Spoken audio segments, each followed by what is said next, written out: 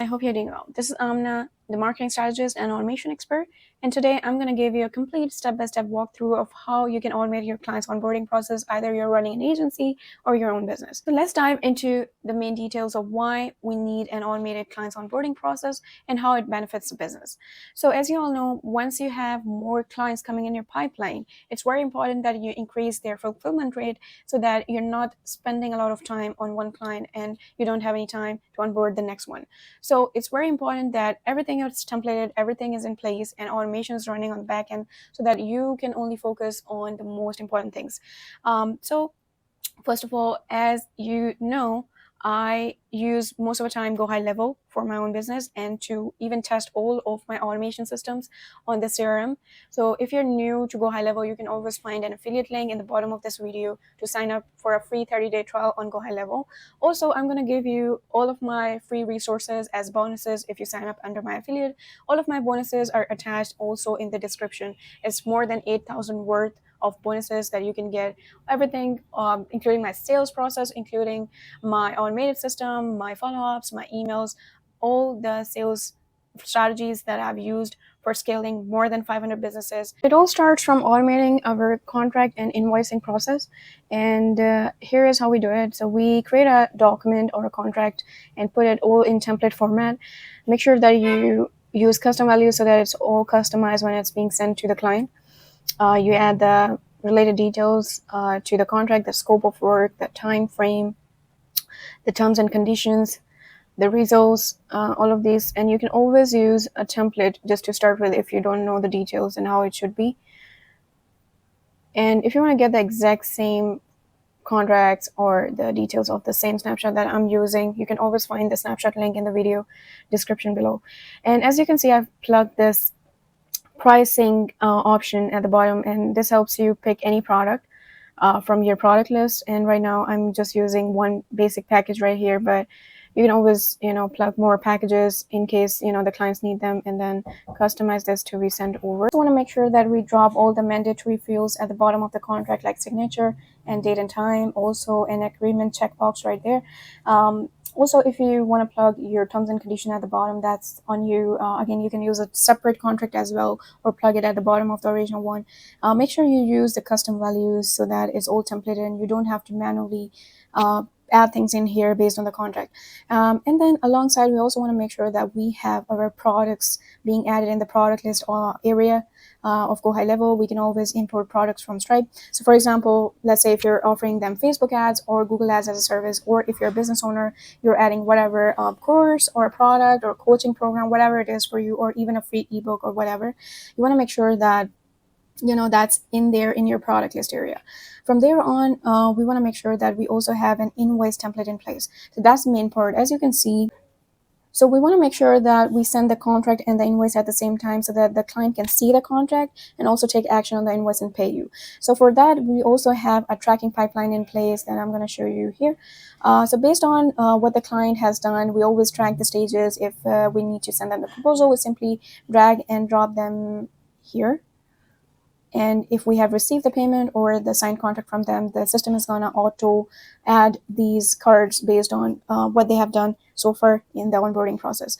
Also, I have this first stage connected to a sales or landing page like this. So again, whatever you're offering, either you're an agency or a SaaS agency, or you're just a business offering whatever service or product that you have, make sure that you have a landing page like this so that people can actually see what you're offering to them and take action on your call to action. So from there on, we take them to a booking calendar link so that they can book a free consultation call with you straight from your calendar that's available for everybody. Once they take a meeting with you through your demo calendar or the free consultation call calendar, we're going to be tracking that in our onboarding pipeline stage 1 as a potential client, because they have taken this meeting with you and they might be willing to move forward from there. And once you take the call with them based on the conversation, you're going to be dropping them in different stages. So for example, if the client is ready to move forward with you, they're ready to take your proposal and pay for your services, you're going to be dragging their card over to the send proposal and invoice stage so that the automated proposal and invoice sending automation gets activated. So we have a proposal and invoice sending automation in place where if you drag the card over to the send proposal and invoice stage, So it's going to be plugging the relevant proposal and the relevant invoice to be sent to the client all automatically. All you simply have to do is to drag the card over to this stage, and it's all going to be handled by automation in the system. And this is the best part about this snapshot, that we have automated it to a point where you only focus on getting more closed deals and more sales. So simply by dragging and dropping the card here, the system's going to find the relevant proposal and the invoice for them. And I showed you earlier like how we can create products and invoices right from here. So in case you're using different products to offer to different clients, make sure that you have different invoices in place. And for me, it's just one, so I simply use a simple automation plugging one simple ready to use proposal and one simple invoice. But if you're offering more than one products, you can always use more proposals and more invoice templates.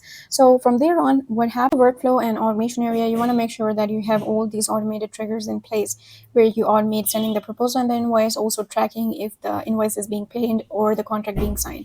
I can even show you how simple it is. Like, you just simply have to put the right trigger. That's again movement of the card to send proposal and the invoice stage, and that's going to activate a relevant template for the invoice and document for a specific lead in our pipeline. So make sure that you put the right trigger in there, and from there on we track based on what they have done with the invoice and contract, that they get moved to the relevant stages. And from there on, once they take action on these things, we want to make sure that we send them the other next steps. Either it's a kickoff form for your business, or it's an onboarding call that they need to book with you or your team. You want to make sure that you have a reminder sequence as well in place in case they're not taking action on your contract and invoice. So for that, I have another automation in place, and again, it's optional if you want to use such a reminder sequence or a follow-up sequence. As you can see, like, I have a send contract and reminder sequence. It's actually going to be activated when we send the contract at the first day, and after 2 days of the contract not being signed, we want to send them a reminder sequence saying like, we're happy to help you, but I think that you have forgotten to complete your onboarding steps. And this is kind of a reminder that's going to keep pushing them to, take a look at the contract being sent and take action on the pending invoice. From there on, we keep sending them a set of reminders until, the next week. And once, we see that they're not taking action anymore, we want to make sure that we notify ourselves that this client or the potential client has not taken any action, so follow up with them manually. So you want to make sure that you have all such automations in place, so that most part of the entire onboarding process is automated for you, so that you're not manually checking things around in your pipeline. From there on, fill out your contract and sign it. That means that we want to automate adding them a tag of contract being signed, so that us or our team should know that this is actually a closed client and they are ready to move forward, and we need to start working on creating the next steps for them or getting started on their project. We want to make sure that we send them a copy of the contract through an email. Again, it's optional if you want to use it. If you don't want it, you can always skip it. And then from there on, again, our automated pipeline is the most important part here, because this is where we see what is the status of this client. So whatever next steps we need from them, either it's an intake form that we want them to fill out, or we want to take more information from them to get started on their project, we will create a form similar to this. So I label it my onboarding intake form, where I take information regarding their brand, their lead list, things about their social media, the other information I need from them. All of that I put in form format and send and activate another reminder sequence to be sent to them. So once the contract being signed, I used it as a trigger to activate my kickoff intake onboarding form. So it's going to start sending them reminder sequence on the back end. I'm going to show you how that's structured so that you can create something similar. So once the contract being signed, I'll use it as a trigger to activate my kickoff onboarding form reminder sequence, and it looks something like this. Here, so we will use a trigger like content tag being added, that's contract signed, or we can even use a trigger that if our pipeline stage is updated to contract signed, we want to use that as a trigger to automate the next step for our client. Contract signed or payment made, whatever is relevant stage for you, but I'll just keep it contract signed. And then from there on, I activate this nurture sequence where I send my kickoff form using a custom value. And make sure that you create custom values for everything you're using, either it's an onboarding calendar or your onboarding form, so that you're not putting manual efforts pulling all those in and putting them in your sequences. So I send reminders. The next couple of days for them to actually fill it out and send me the relevant information I need to get started on the project. And if they don't take action, again, I'm going to notify myself or the team that this person needs to be followed up manually because they're missing out on their onboarding steps. Again, all of that is going to be tracked over all automatically in your pipeline stages. So for example, if they take action and take action and fill out your onboarding form or whatever is the next step for you, you can always add the relevant step in your pipeline based on your own business. The entire goal of this snapshot is to automate and simplify the client onboarding process. So what we want to make sure is to send out reminder sequence for each step that we need them to take action on. So for example, if they have seen our kickoff onboarding form and filled that out, we want to make sure that we track if they're filling it out and using a stage as a trigger to send out reminder for the next one. So for example, if they fill out our kickoff onboarding form, we will put together an automation in place where we want to actually track that either they're filling it out or no. And if they fill it out, we will like to use this as a trigger to send them a reminder to book an onboarding call with us.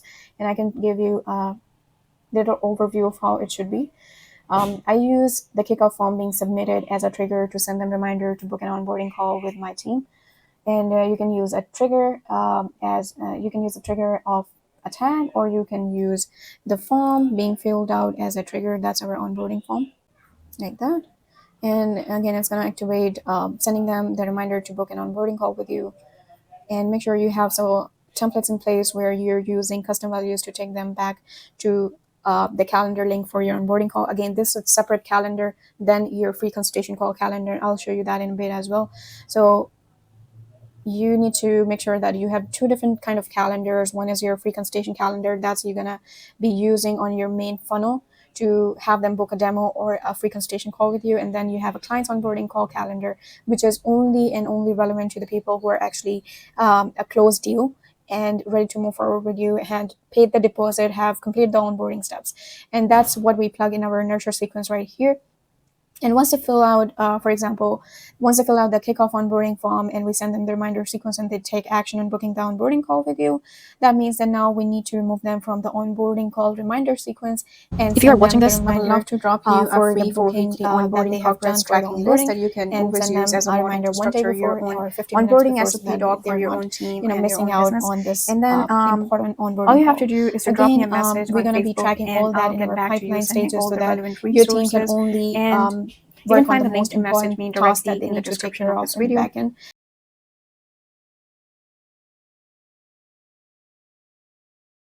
And I can tell from experience that you can easily scale it from 0 to 20 to 100K per month.